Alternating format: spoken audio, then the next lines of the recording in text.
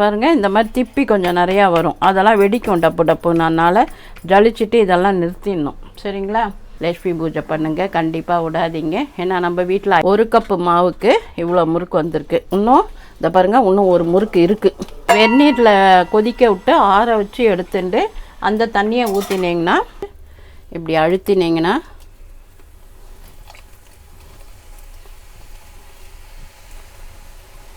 ஒரு கிலோ அரிசிக்கு 750 கிராம் வெல்லம் இருந்தால் போதும். அப்படி தக்காளி பதம் எடுத்துக்கணும்.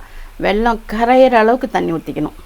ரொம்ப தண்ணி ஊற்றிக்கிட்டால் பாகு வரத்துக்குள்ளே பொறுன்னு ஆகிடும், அலண்டு போயிடும் உடம்பு. எப்படி போடுறேன்.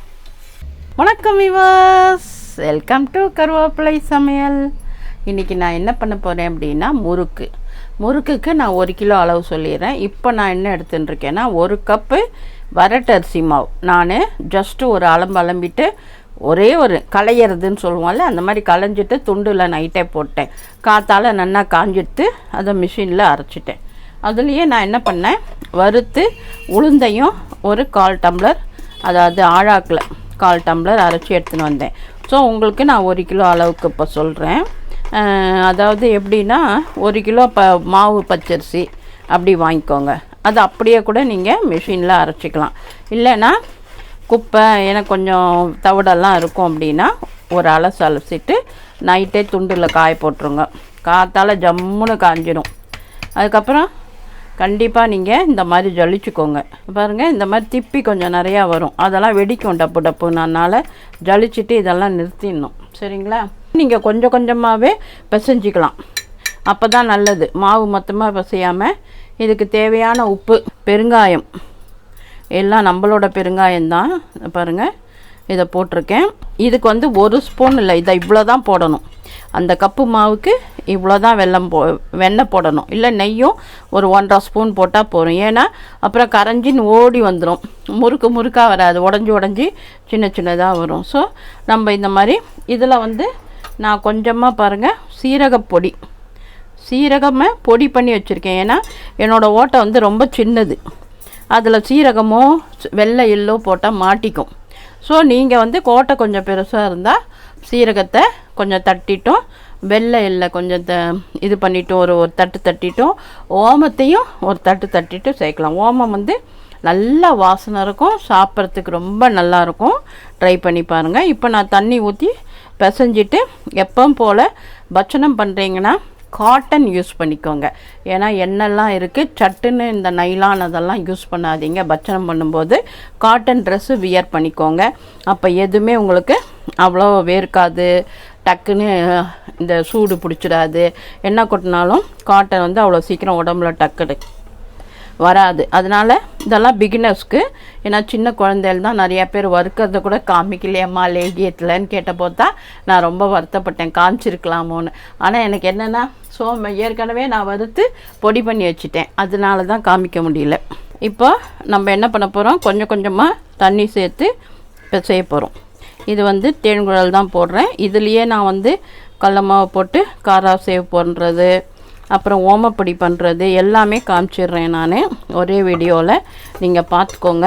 ரொம்ப தண்ணியை டபக்கடின்னு கொட்டிடாதீங்க, கொஞ்சம் கொஞ்சமாக ஊற்றி தெளித்து பிசைஞ்சிக்கோங்க. ரொம்ப கெட்டியாக பிசைஞ்சால் புளிய முடியாது, அதனால் கொஞ்சம் இலகுவாக பிசைஞ்சிக்கோங்க. இன்னும் கொஞ்சம் நேரம் ஆகும் வேகிறதுக்கு, அவ்வளோதான். மற்றபடி கொஞ்சம் டைம் ஆகும், கொஞ்சம் லைட்டாக செவந்துடும், அவ்வளோதான். ஆனால் நம்மளாலலாம் ரொம்ப திக்காக இருந்தால் புளிய முடியாது இல்லையா, டென்ஸாக இருந்தால் புளியலாம். ஸோ நம்ம எப்படி பண்ணுறோமோ அதுக்கு தகுந்த மாதிரி ஈஸியாக பண்ணிக்கணும். இப்போ இந்த மாதிரி கொஞ்சம் தண்ணியை தெளித்து கரெக்டான பதத்துக்கு பிசைஞ்சிட்டு, எப்போவுமே பச்சனோன்னா ஒரு பிள்ளையாரை பிடிச்சி வச்சுட்டு ஆரம்பிச்சிடுங்க. இப்போ தீபாவளி அன்னைக்கு காத்தால் 5 to 6 நீங்கள் கண்டிப்பாக அதுக்குள்ளே குளிக்கிறது, கங்கா ஸ்நானம் பண்ணிக்கிறது ரொம்ப விசேஷம். ஸோ நீங்கள் கண்டிப்பாக சூரிய உதயத்துக்கு முன்னாடி கண்டிப்பாக குளிச்சிடுங்க. நல்ல டைம் அது. பாருங்கள், இந்த மாதிரி நீங்கள் பிசைஞ்சிக்கணும். சரிங்களா? இந்த மாதிரி பிசைஞ்சிட்டு நம்ம புழியணும். புழியறது எண்ணெயிலேயே கூட புழியலாம். இல்லைன்னா இந்த மாதிரி ஏதாவது ஒன்றில் சிம்பிளாக நீங்கள் உங்களால் எண்ணெயில் சூடு ஆகலை அப்படின்னா நீங்கள் இந்த மாதிரி சின்னதாக ஏதாவது ஒன்றில் புழிஞ்சிக்கோங்க. புழிஞ்சிட்டு இதை அப்படியே நம்ம சூட எண்ணெயில் போட்டுருங்க. இது ஈஸியாக இருக்குது. எனக்கு அங்கேயே நான் புழிவேன் முன்னெல்லாம். அப்போ வந்து முடிஞ்சது. இப்போ முடியல எனக்கு, ஏன்னா ஹீட்டு ஒத்துக்கலை. அதனால் நான் இந்த மாதிரி புழிகிறேன். நீங்களும் இதே மாதிரி புழிஞ்சிக்கோங்க. வேகட்டும். அதாவது நல்லா ஹையில் இருந்த பிறகு நம்ம போட்ட உடனே சிம் பண்ணிக்கோங்க. ஏன்னா மீடியமான இது, ரொம்ப ஹீட்டு வைக்காதீங்க. வேகணும். நல்லா சூடானவுடனே மீடியம் பண்ணிவிட்டு நீங்கள் முறுக்க போடுங்க. வெந்து மேலே வரும்போது திருப்புங்க. திருப்பாமல் விட்டுறாதீங்க, ஒரு பக்கமே செவந்துடும். அதனால் நம்ம என்ன பண்ணணும், அப்படி திருப்பி விட்டுக்கணும். சரிங்களா? இந்த மாதிரி நம்மளுக்கு தேவையானது எல்லாத்தையுமே புழிஞ்சிடணும். நம்ம இஷ்டம்தான், பெருசாகவும் புழியலாம், சின்னதாகவும் புழியலாம். இந்த மாதிரி போட்டுட்டிங்கன்னா அது பாட்டுக்கு வேகும். மைல்டாக வேக விடுங்க, நல்லா வரும். அதே மாதிரி தீபாவளி அன்றைக்கி நான் லேகியம் போட்டிருக்கேன், அதை பண்ணிக்கோங்க. வச்சனாலாம் போடுறேன். கொஞ்சமாக அரைச்சிக்கோங்க. 1 கிலோ அரைச்சா போகிறோம். அதுலேயே கொஞ்சம் கொஞ்சமாக வெரைட்டி பண்ணிடலாம். வீட்டில் லட்சணமாக இருக்கும். ஐயோ இத்தனை ஐட்டம் இருக்கேன்னு எல்லோரும் கொஞ்சமாக சாப்பிடுவா, உடம்புக்கும் ஒன்றும் பண்ணாது. அந்த மாதிரி எல்லாம் 1 கிலோ அரைச்சி அழகாக பண்ணிக்கோங்க. இந்த மாதிரி ஸ்வீட்டெல்லாம் சொன்னதெல்லாம் நீங்கள் 1 கிலோ ஒரே ஒரு ஸ்வீட் பண்ணுங்க. அதுவே நிறக்க வரும், எல்லாருக்கும் கொடுக்கலாம். முந்திரி ஸ்வீட் ஆகட்டும், எது நான் போட்டிருக்கேனோ அதில் எது ஈஸியாக இருக்கோ உங்களுக்கு 1 கிலோ அளவுக்கு பண்ணிக்கோங்க. அப்போ அத்தனை பேருக்கும் கொடுத்துட்டு நம்மளும் திருப்தியாக சாப்பிட்லாம். தீபாவளி அன்றைக்கி நம்ம வந்து லக்ஷ்மி பூஜை பண்ணுறது ரொம்ப விசேஷம். அதை காத்தால் சில பண்ணணுன்னா ராவுகாலத்துக்கு முன்னாடி பண்ணிக்கோங்க. சப்போஸ் ஈவினிங் தான் பண்ணுற வழக்கம் இருக்குன்னா நம்ம பாட்டில் நமக்கு அரிசி புளிப்பாதா, சாப்பாட்டுக்கு பஞ்சம் வரக்கூடாது, அதை வச்சுக்கோங்க. பணத்துக்கு மெயினாக பைசா, புது நோட்டு வச்சுக்கோங்க. லக்ஷ்மி பூஜையை எல்லா பழமும் வச்சு, ஆக்சுவலாக குபேரன் வந்து லக்ஷ்மியை வேண்டி நிறையா சம்பாதிச்சு ஐஸ்வர்யத்தை அடைஞ்சார் இல்லையா? அதனால் லக்ஷ்மி குபேர பூஜைன்னு தான் சொல்லுவாள். அதனால் குபேரனையும் லக்ஷ்மியும் அன்றைக்கி மெயினாக லக்ஷ்மியை தான் நம்ம வேண்டிக்கிறோம். எல்லா சைடில் இருக்கிற அத்தனை பேரும் லக்ஷ்மி பூஜை பண்ணுவாள் நார்த் சைடில். நம்மளும் அதை கடைப்பிடிக்கலாம், தப்பே கிடையாது. லக்ஷ்மி அஷ்டோஸ்திரம் சொல்கிறது, லக்ஷ்மி சஹஸ்ரநாமம் சொல்கிறது, லலிதா சஹஸ்ரநாமம், லலிதா நவரத்ன மாலை பாடுறது, இந்த மாதிரி நீங்கள் எல்லாமே பண்ணலாம். பண்ணிவிட்டு நல்லா பிரசாதம்லாம் வச்சு நெய்வேத்தியம் பண்ணிவிட்டு நமஸ்காரம் பண்ணிவிட்டு நம்ம பார்த்து குழந்தைகள் எல்லாருக்கும் அதை நெய்வேத்தியமாக கொடுத்தீங்கன்னா, நிச்சயமாக சொல்கிறேன், லக்ஷ்மியை வந்து நம்ம வேண்டிக்கிறோன்னா நல்ல வாசனை இருக்கணும். அத்தனை வாசனை தீபங்கள் என்ன இருக்கோ போடணும். இந்த சாம்பிராணி இல்லாமல் தூபம் போடணும். தூபம் தீபம் சொல்வாள். தீபம் வந்து நெய்யில் விளக்கேற்றிக்கலாம், அது ரொம்ப விசேஷம். ஸோ நெய்யில் விளக்கேற்றிக்கோங்க. அது மாத்திரம் இல்லாமல் 5 எண்ணெயில் போடுறதா இருந்தாலும் ஏற்றிக்கலாம். நல்ல பெரிய அகல் வாங்கி நிறக்க ஏற்றுங்க. நல்லா எரியட்டும். காத்தால் ஏற்றினா நைட்டு வரைக்கும் எரியிற மாதிரி ஏற்றிக்கோங்க. லக்ஷ்மி பூஜை பண்ணுங்கள், கண்டிப்பாக விடாதீங்க. ஏன்னா நம்ம வீட்டில் ஐஸ்வர்யம் இருந்ததுன்னா நம்ம எதுக்கு கவலைப்படணும்? அதுலேயே லக்ஷ்மிலேயே தனம், தானியம், ஐஸ்வர்யம், வீரம், விஜயம் எல்லாம் வந்துடும். அஷ்டலக்ஷ்மியும் வந்துடும். அதனால் நம்ம கவலையே பட வேண்டாம். அஷ்டலக்ஷ்மி பூஜையை சிறப்பாக பண்ணிக்கோங்க. கலசம் வைக்கணும்னு கூட இல்லை, சுவாமி படத்தை வச்சுட்டு உங்களுக்கு தெரிஞ்ச நாமாவளி சொல்லிவிட்டு வெத்தலை பாக்கு தேங்காய் உடைச்சி பண்ணிக்கோங்க. என்னென்ன உங்களோட ட்ரெஸ்ஸு, கண்ணாடி, என்னென்னலாம் ஒரு சுமங்கலிக்கு கொடுப்போமோ அதெல்லாமும் வைக்கலாம் நீங்கள். அதாவது மஞ்சள், குங்குமம், சரடு, வளையல், கண்ணாடி, மருதாணி எல்லாம் வைங்க. அதெல்லாம் ஒரு விசேஷம். வீட்டில் அந்த இதெல்லாம் வச்சு பண்ணும்போது ஒரு வீட்டில் அதெல்லாம் இருந்தாலே ஐஸ்வர்யம்னு சொல்லுவாங்க. பச்சை கற்பூரம், ஏலக்காய், லவங்கம் இதெல்லாமும் வச்சுக்கோங்க. அதெல்லாம் தண்ணியில் போட்டுக்கோங்க. அது ஒரு ஐஸ்வர்யத்தை உங்களுக்கு கொடுக்கும். இப்போ நம்ம முறுக்கை பார்ப்போம். முறுக்கு என்ன ஸ்டேஜில் இருக்குதுன்னு பாருங்கள். இது 3ஆவதாக இருந்தது, கொஞ்சம் வெந்துன்ருக்கு. இது வந்து இதெல்லாம் கொஞ்சம் நல்லாவே வெந்துடுத்து. நான் உங்களுக்கு அந்த மெத்தட் மாத்திரம் சொல்கிறேன். நான் வந்து 1 கிலோவுக்கு 50 கிராம் உளுந்து தான் போட்டேன். அதுவே எனக்கு நன்னா தான் இருக்குது. நீங்கள் மேக்ஸிமம் இன்னும் கரகரப்பாக வேணும்னா 100 கிராம் போட்டுக்கோங்க. அதுக்கு மேலே வேண்டாம். 1 கிலோ மாவரிசிக்கு லைட்டாக வறுத்தேன், ரொம்ப செவக்க வறுக்க வேண்டாம். ஏன்னா முறுக்கு ரொம்ப செவந்து போச்சுனாலும் பார்க்க நல்லா இருக்காது. அதனால் நம்ம வந்து கொஞ்சம் மீடியமாக வறுத்து மிஷினில் கொடுத்து அரைச்சி எடுத்துன்னு வந்துட்டோன்னா நம்மளோட தேன்குழல் அல்லது முறுக்கு ரெடி ஆகிடுது. ஸோ இப்போ பாருங்கள், ஒரு முறுக்கு நல்லா ஓசை அடங்கிடுத்து நான் எடுக்க போகிறேன். இதை எடுத்து போட்டுடுவோம். இந்த மாதிரி நீங்கள் ஷேப்பாக இன்னும் அழகாக புழிஞ்சல்னா பார்க்கவும் நல்லாயிருக்கும். நம்ம யாருக்காக கொடுக்குறோன்னாலும் அவளுக்கும் ஒரு சந்தோஷம் இருக்கும். மாமி ரொம்ப அழகாக புழிஞ்சிருக்காளே அப்படின்வா. ஆனால் என்கிட்ட நீங்கள் அதெல்லாம் எதிர்பார்க்க முடியாது, சரியா? ஏன்னா நான் கொஞ்சம் பேசிக்கலாகவே என்ன தெரியும்ல, அதான். அதனால் நான் எனக்கு எப்படி தோன்றதோ அப்படி தான் பண்ணுவேன். டேஸ்ட் இருக்கணும், என்னை பொறுத்த வரைக்கும் என்னென்ன டேஸ்ட் இருக்கணும், அவ்வளோதான். ஸோ நம்ம வந்து மாவை மாத்திரம் மொத்தமாக பிசையாதீங்க. 1 கிலோ அரைச்சாலும் கொஞ்சம் கொஞ்சமாக போட்டு ஒரு பாத்திரம் வச்சுக்கோங்க. அந்த அளவு பாத்திரத்தில் எடுத்து போடுங்க. தண்ணி பார்த்துக்கோங்க ஃபஸ்ட் டைம் எவ்வளோ பிடிக்குதுன்னு. உப்பும் அதே மாதிரி நீங்கள் வந்து பார்த்து சேர்த்துக்கோங்க. பெருங்காயம் நீங்கள் புழிய முடியுது, ஓட்டை பெருசுன்னா இது ஓமம், சீரகம், மிளகு பொடி நைஸாக இருந்தால் கூட போட்டுக்கலாம். ஏன்னா நம்ம மிளகும் சீரகமும் எவ்வளோ சேர்த்துக்கிறோமோ அவ்வளோக்கு அவ்வளோ நமக்கு நல்லது. 1 கப்பு மாவுக்கு இவ்வளோ முறுக்கு வந்திருக்கு. இன்னும் இதை பாருங்கள், இன்னும் ஒரு முறுக்கு இருக்குது, அதை பெருசாக புழிஞ்சிட போகிறேன். அடுத்ததாக இப்போ பாருங்கள், நான் ஏற்கனவே அரிசி மாவு எடுத்த அதே அளவு தான் எடுத்துக்கிறேன். அதில் ஆனால் நான் 3/4 கடல மாவு போட்டிருக்கேன். இந்த பாருங்கள், மேலே கொஞ்சமாக அரிசி மாவு, இவ்வளோ தான். இதில் நம்ம என்ன பண்ண போகிறோம், ஓமப்பொடி போட போகிறோம். ஓமப்பொடிக்கு ஓமத்தை வெந்நீரில் கொதிக்க விட்டு ஆற வச்சு எடுத்துட்டு அந்த தண்ணியை ஊற்றினீங்கன்னா சூப்பராக இருக்கும். உப்பு வந்து ரொம்ப தேவையான அளவு போட்டுக்கோங்க, ரொம்ப போட்டுறாதீங்க. அதனால் இதே மிக்சருக்கெலாம் போடுறதா இருந்தால் கொஞ்சம் அரை உப்பு போட்டுக்கோங்க. உப்பு போட்டாச்சு. இப்போ பெருங்காயம் போட்டுக்கோங்க. ஓமம் போட்டால் பெருங்காயம் போடாதீங்க, சரியா? நான் ஓமம் போடலை, உங்களுக்காக சொன்னேன். இப்போ நான் அதனால் ஓமம் இப்போ ரெடியாக இல்லாததுனால நான் பெருங்காயம் போட்டேன். ஆனால் நீங்கள் கண்டிப்பாக ஓமத்தை வெந்நீர் தண்ணியில் கொதிக்க வச்சு ஆற வச்சு அந்த தண்ணியை ஊற்றி பிசையுங்க, சரியா? இப்போ தண்ணி எண்ணெய் ஒரு பக்கம் அதே எண்ணெயை தான் வச்சுட்டுருக்கேன். கொச்சின்னு இருக்கட்டும். இப்போ நம்ம பெருங்காயம், உப்பு, அதான் ஓமத்தண்ணி ஊற்றி பிசைகிறோம். இப்போ ஓமத்தண்ணி ஊற்றி பிசைஞ்சோன்னா எப்படி இருக்குன்னு பாருங்கள். இதுவும் அதே பதத்துக்கு தான். எந்த பதம் சொல்லுங்கள்? நம்ம முறுக்கெல்லாம் எப்போவுமோ எப்படி அச்சில் போடுறோமோ அதே பதத்துக்கு பிசைஞ்சிக்கோங்க. இதில் வந்து நான் வந்து வெண்ணெய் போடலை, ஏன்னா மெல்லிசாக தான் இருக்கும், அதுவே உடையும். அதனால் இது வந்து ஓமத்துக்கு வந்து நான் வெண்ணெய் போடலை. ஆனால் நீங்கள் எண்ணெய் வேணால் கொஞ்சமாக சேர்த்துக்கலாம், சரியா? நான் வெண்ணெய் போடலை, ஏன்னா எப்படியும் உடைய தான் போகிறது அப்படின்னு. கொஞ்சமாக தான் இதில் போட போகிறேன், இன்னொன்றில் போட போகிறேன், சரியா? கையால் மீண்டு புழியிறேன். ஒரே இச்சுக்குன்னு இருக்குது. எப்படி புழிய வருதுன்னு எனக்கு தெரில, ஆனால் இது உடனே புழிஞ்சிடணும், சரிங்களா? இது மாத்திரம் வேகமாக புழிஞ்சிடணும். உடனே வெந்த உடனே எடுத்துடணும். 2 நிமிஷம்தான் உங்களுக்கு வெந்துடும் சூப்பராக. ஓமப்பொடி வந்து டேஸ்ட்டு ரொம்ப நல்லாயிருக்கு. நான் சொன்ன மாதிரி ஓமம் தயவு செய்து வெந்நீர் தண்ணியில் போட்டு கொதிக்க வைத்து ஆரியப்படன் ஊற்றி பிசையும்.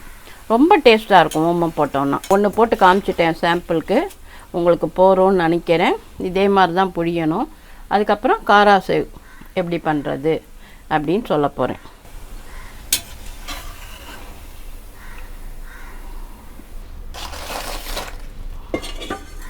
அப்படியே உடையுது பாரு, தெரியுதா? அப்படியே உடைஞ்சிடும் சூப்பராக. இப்போது நான் கராசெவ் பண்ண போகிறேன். அதுக்கு எப்போவும் நம்ம எடுத்துக்கிற கப்பில் 1/4 கப்பு கடல மாவுன்றேனே, அது எப்படி அரைக்கணுன்னா 1 கிலோ கடலப்பருப்பை வாங்கி நல்லா வெயிலில் காய வச்சு அரைச்சி எடுத்துகிட்டு வந்துடுங்க. அவ்வளோதான். அதில் அப்போ தான் நல்ல டேஸ்ட்டு நல்லா வரும். ஓமப்பொடிக்கு மாத்திரம் கடல மாவு நிறையா இருந்தால் தான் அது சாப்பிடும்போது அந்த கடல மாவு டேஸ்ட் வரும், நல்லாயிருக்கும். இப்போ இதை பாருங்கள், 1 பிஞ்சு பேக்கிங் சோடா போட்டிருக்கேன். அதில் 1 பிஞ்சு, கொஞ்சமாக உப்பெல்லாம் நான் ஏன் கம்மியாக போடுறேன்னா, மிக்சர் பண்ணோன்னா அதில் கொஞ்சம் உப்பு, காரம். ஆக்சுவலாக மிக்சருக்கு ஒரு பொடி ரெடி பண்ணணும், அது எப்படின்னு சொல்கிறேன் நான். இதை போடும்போது பெருங்காயம் எல்லாம் போட்டுட்டேன். இப்போ நான் வந்து மிளகு இல்லைன்னா சீரகப்பொடி மிளகும் கொஞ்சம் போட்டுக்கலாம். இதுக்கு வந்து மேலே வந்து அரிசி மாவு, கடல மாவு எவ்வளவோ அவ்வளோ அரிசி மாவு, சரிங்களா? போட்டால் தான் நல்லாயிருக்கும். இப்போ நம்ம கடல மாவு பாதி, அரிசி மாவு பாதி போட்டுட்டோம். இதை வந்து நம்ம ஜலிச்சிட போகிறோம். ஜலிச்சுட்டு வெண்ணெய் போட்டு பிசையணும். அப்போ தான் கொஞ்சம் உங்களுக்கு இது காராசேவ் வந்து கொஞ்சம் பிரேக் ஆகி வரோம். இல்லைன்னா முறுக்கா வந்தால் கூட நம்ம உடச்சிக்கலாம். சரிங்களா? பிரேக் ஆகி வர்றதுக்கு வேண்டான்னா நான் வேறு ஒரு மெத்தட் உங்களுக்கு எப்படி தேய்க்கணும்னு சொல்லித்தரேன். பாருங்கள், இந்த மாதிரி குருணெல்லாம் போட்டுறக்கூடாது. நீங்கள் இந்த குருணையெல்லாம் எடுத்துடணும், வெடிக்கும். சரி, இந்த குருணை எடுத்தாச்சு. இப்போ வெண்ணெய் வந்து இந்த அளவுக்கு போடலாம். ஒரு ஸ்பூன், பெரிய ஸ்பூன், ஒரு ஸ்பூன் போட்டிருக்கேன். இப்போ இதை நல்லா பிசைஞ்சிட்டு தண்ணி விட்டு பிசையணும். வெண்ணெய் வந்து ரூம் டெம்பரேச்சரில் தான் இருக்கணும். நீங்கள் ஃப்ரிட்ஜ்லேயோ எதுலேயோ வச்சுருந்தா ஒரு 1 ஹவர் முன்னாடி எடுத்து வச்சுருங்க. இப்படி எல்லாத்தையும் பண்ணிவிட்டு நம்ம மிக்சர் பண்ணும்போது கொஞ்சம் வேர்க்கடலை, பொட்டுக்கடலை, முந்திரி, கருவேப்பிலை, அவுல் எல்லாத்தையும் பொரித்து வச்சுட்டு அதில் கொப்பரை தேங்காய் எல்லாம் போட்டிங்கன்னா சூப்பராக இருக்கும். அதுக்கு ஒரு பொடி வந்து எப்படி தயார் பண்ணோன்னா, ஒரு இளம் சூட்டில் ஒரு 1/2 ஸ்பூன் மிளகு, 1/2 ஸ்பூன் சீரகம், 1/2 ஸ்பூன் ஓமம், 1/2 ஸ்பூன் சோம்பு, கொஞ்சம் காரப்பொடி 1 ஸ்பூன் போட்டு மிக்சியில் அடிச்சுட்டு அந்த பொடியை சேர்த்து பாருங்கள், செம்மையாக இருக்கும். இது வந்து டேஸ்ட்டு ரொம்ப நல்லாயிருக்கும். அதில் ஆனால் வந்து கண்டிப்பாக நீங்கள் பிளாக் சால்ட் கொஞ்சம் சேர்த்திங்கன்னா தான் அந்த கடையில் வாங்குகிற டேஸ்ட்டு கிடைக்கும். ஸோ பிளாக் சால்ட் வாங்கி வச்சுக்கோங்க, அதை வந்து கலந்துக்கோங்க. இப்போ நம்ம தண்ணி ஊற்றி பிசைய போகிறோம். இப்படி பாருங்கள், இப்போ மாவு மாதிரி இல்லாமல் பொடி மாதிரி வந்துடுது பாருங்கள். இந்த மாதிரி வரணும், தெரியுதா? பொடி மாதிரி. இப்போ நம்ம தேவையான தண்ணி கொஞ்சம் கொஞ்சமாக ஊற்றி பிசைஞ்சிடுவோம். சரிங்களா? பிசைஞ்சிட்டு நம்ம வந்து குழவியில் போடலாம். அப்படி இல்லைன்னா நான் உங்களுக்கு காமிக்கிறேன். என்கிட்ட கொஞ்சம் பழைய துருவல் தான் இருக்குது, அதுலேயே கூட தேய்ச்சிடலாம். நம்ம மிளகு பொடி வந்து கொஞ்சமாக போட்டுக்கோங்க, ஏன்னா அதுதான் டேஸ்ட்டு கொடுக்கும். மிளகு பொடி போட்டுட்டு பிசைஞ்சிடணும். அது வந்து டேஸ்ட்டும் நல்லாயிருக்கும். நம்ம குழந்தைகள் சாப்பிட்டாலும் ஒன்றும் பண்ணாது. கொஞ்சம் மிளகு, ஓமம்லாம் எதுலலாம் சேர்க்க முடியுமோ அதெல்லாம் சேர்த்துக்கோங்க. சரியா? இப்போ நம்ம புளிய போகிறோம். பாருங்கள், இந்த மாதிரி உங்கள் வீட்டில் துருவுறது ஏதாவது இருந்தால் அதை எடுத்து வச்சுட்டு மாவை இப்படி எடுத்து வச்சுட்டு இப்படி அழுத்தினீங்கன்னா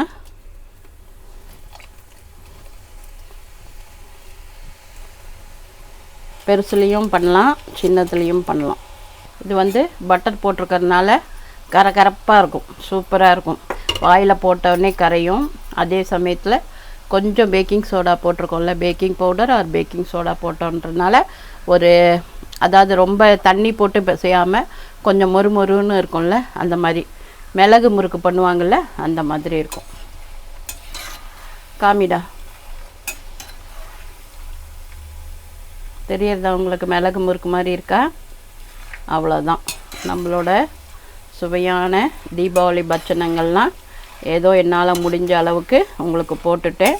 வேறு ஏதாவது வேணும்னா, அதிரசம் ஒன்று தான் போடலை நான், ஆனால் லாஸ்ட் இயர் நான் போட்டிருக்கேன். அதை தேடி கூட பார்க்கலாம். நீங்கள் முடிஞ்சால் நான் அதிரசமும் போட்டுடுறேன்.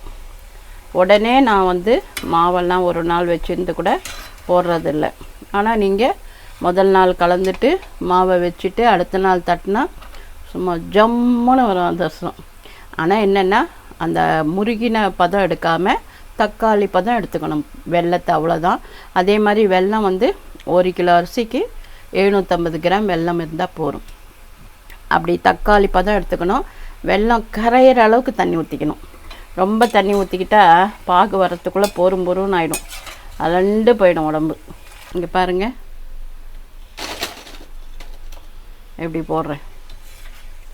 அவ்வளோதான், நம்மளோட இந்த முறுக்கும் ரெடி. காராசேவ், காரம் போடாமல் மிளகு போட்ட காராசேவ். இதுலேயே நீங்கள் காரம் போட்டும் சிவப்பு கலரில் கொஞ்சம் வரும், பிசைஞ்சிக்கலாம். சரிங்களா? அவ்வளோதான். நான் உங்களுக்கு எல்லாமே காமிச்சிட்டேன். இதெல்லாம் போட்டு முடிச்சுட்டு நீங்கள் இதே மாதிரி தீபாவளிக்கு இதெல்லாம் பண்ணிவிட்டு அதையே கூட மிக்சராக எப்படி பண்ணணும் அப்படின்னு நான் சொல்லிட்டேன் உங்களுக்கு. அந்த மாதிரியும் பண்ணி சாப்பிடலாம். ஆரோக்கியமாக சாப்பிடுவோம், ஆரோக்கியமாக இருப்போம். நன்றி, வாழ்த்துக்கள்.